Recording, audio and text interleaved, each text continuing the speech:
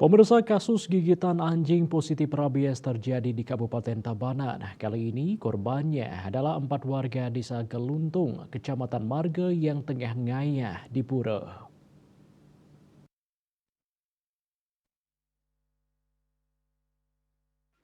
Keempat warga tersebut sudah mendapatkan penanganan medis dari dinas terkait pun telah melakukan vaksinasi massal untuk anjing di desa Gluntung yang kini ditetapkan sebagai zona merah rabies.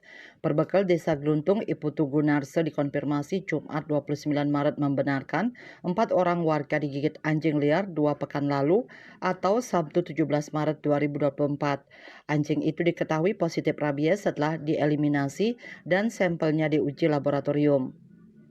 Lanjut kata Gunarse, warga yang digigit ini sudah langsung mendapat VAR di Puskesmas Marge. Vaksinasi massal menyasar seluruh anjing di Gluntung juga telah dilakukan. Terpisah Kepala Bidang Peternakan dan Kesehatan Hewan, Dinas Pertanian Tabanan, Dr. Hewan Gede Eka Parta Aryana mengatakan, untuk penanganan kasus gigitan positif rabies di Desa Gluntung, sudah langsung dilakukan vaksinasi anjing secara massal pada 21 Maret 2024. Disinggung jumlah kasus gigitan positif rabies di Tabanan dari awal 2024 sampai dengan Maret sudah terjadi sebanyak 8 kasus. Di bulan Januari saja terjadi di Kecamatan Pupuan tercatat 4 kasus gigitan positif rabies, 3 kasus diantaranya terjadi di Desa Padangan dan 1 kasus di Desa Kebon Padangan.